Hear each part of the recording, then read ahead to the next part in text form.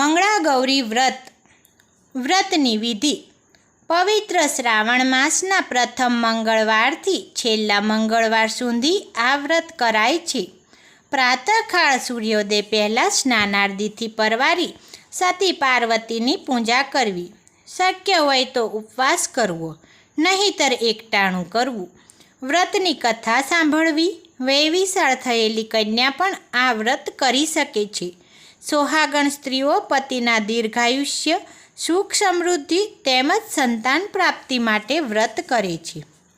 મંછાવટી નામે એક નગરીમાં દલીચંદ નામે એક દાની વણિક રહેતો હતો. તેની પત્નીનું નામ રમાવતી હતું. એ પણ ધર્મિષ્ઠ હતી. એક સંન્યાસી રોજ વણિકના ઘેર ભિક્ષા લેવા આવે, પણ ભિક્ષા લીધા વગર ચાલ્યો જાય. એક દિવસ દલીચંદે સંન્યાસીની જોડીમાં 2 સોના મહોર નાખી. તેથી સંન્યાસી બોલ્યો, તમે વાંજ્યા છો. વાંજ્યા પાસેથી ભિક્ષા લેનાર મહાપાપી ગણાય. પણ તમે મને ભિક્ષા આપી જ દીધી છે, માટે મારે તમને સંતાન પ્રાપ્તિનો રસ્તો દેખાડવો જોઈએ. પૂર્વે ઘોર અરણ્યમાં મા પાર્વતીનું મંદિર છે. ત્યાં જઈને પાર્વતીજીને પ્રસન્ન કરું. વણિક તો પૂર્વ દિશામાં આવેલા ઘોર જંગલમાં ગયો અને પાર્વતીજીને પ્રસન્ન કરી પુત્ર માગ્યો. ત્યારે પાર્વતીજી બોલ્યા, હે વણિક, સામે આંબો છે. એ આંબાની કેરી તારી પત્નીને ખવડાવજે, તેથી એ પુત્રની માતા બનશે. વાણિયાએ કેરી પાડવા પથ્થર ફેંકવા માંડ્યા, પરંતુ એ પથ્થર આંબા નીચે બિરાજેલા ગણપતિ પર પડતા હતા. આખરે કેરી પડી. વણિક એ લઈને ચાલવા માંડ્યો. ત્યારે ગણપતિજીએ શ્રાપ દીધો, હે મૂર્ખ, તારા સ્વાર્થ માટે પથ્થરનો માર મેં ખાધો છે. જા, તારો પુત્ર 21મા વર્ષે મૃત્યુ પામશે. દલીચંદે ઘેર આવીને રમાવતીને બધી વાત કરી. જેવા આપણા નસીબ એમ કહીને રમાવતીએ કેરી ખાધી. પૂરા 9 માસે દેવના ચક્કર જેવા દીકરાને જન્મ આપ્યો. તેનું નામ શિવચંદ પાડવામાં આવ્યું. શિવચંદ 18 વર્ષનો થયો ત્યારે તો બધી વિદ્યામાં પારંગત થઈ ગયો. આ બાજુ વાણિયો વાણિયણ ચિંતામાં અડધા થઈ જતા હતા. ગણપતિનો શ્રાપ કોઈ કાળે મિથ્યા ન થાય. 21મા વર્ષે પુત્રનું મોત નક્કી હતું. એક દિવસ શિવચંદ તેના મામા કાશીરામ સાથે વ્યાપાર ખેડવા નીકળ્યો. મામો પણ ભાણેજના મૃત્યુની વાત જાણતો હતો. ફરતા ફરતા મામો ભાણેજ રૂપાવટી ગામે આવ્યા. પાદરે ટીમણ કરવા બેઠા. સરોવરના કાંઠે શ્યામા અને સુધા નામની 2 સખીઓ વાત કરતી હતી. સુધા, તું મંગળા ગૌરીનું વ્રત જરૂર કરજે. જે સ્ત્રી આ વ્રત કરે છે તેનો ચૂડી ચાંદલો અખંડ રહે છે. હું તો દર વર્ષે વ્રત કરું છું. સુધા બોલી, હું પણ આ વ્રત કરીશ. મને વ્રતની વિધિ જણાવ. ત્યારે શ્યામા બોલી, શ્રાવણ માસના દરેક મંગળવારે સતી પાર્વતીની મૂર્તિને એક બાજોટ પર મૂકી સ્થાપના કરવી. ઘઉંના લોટનું એક કોળિયું બનાવવું.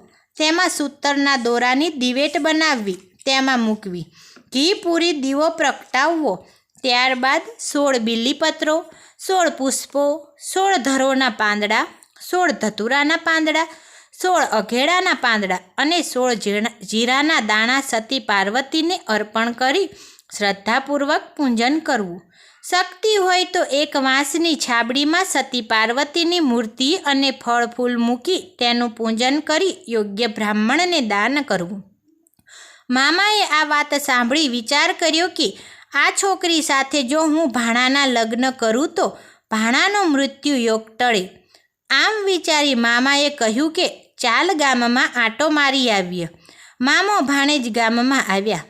મામાએ તો શ્યામાના પિતાનું ઘર ગોતીને ઉતારો કર્યો, શિરામણ કર્યું. પછી ધીરે ધીરે ભાણાની સગાઈની વાત માંડી.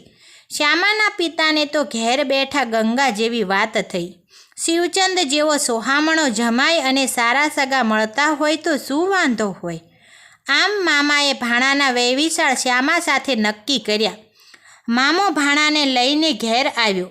બહેન બનેવીને બધી વાત કરી. ધામધૂમથી માગસર સુદ ત્રીજના દિવસે લગ્ન કર્યા. શ્યામા તો પરણીને સાસરે આવી. લગ્નની પહેલી રાતે શયનખંડમાં સૂતી છે. ત્યાં જ તેજના અંબાર સમા મંગળામાં સપનામાં આવીને કહેવા લાગ્યા, જાગ દીકરી જાગ, ટૂંક સમયમાં એક સર્પ તારા પતિને દંશ દેવા આવશે. તારો પતિ મરશે તો મને લાંછન લાગશે. માટે 1.25 મણ દૂધ ભરેલા માટલામાં 1.25 શેર સાકર નાખી એ માટલું તારા પતિના ઢોળિયા પાસે મૂકજે. દૂધ પીતા જ સાપનો ક્રોધ શાંત થઈ જશે અને એ ખાલી માટલામાં બેસી જશે.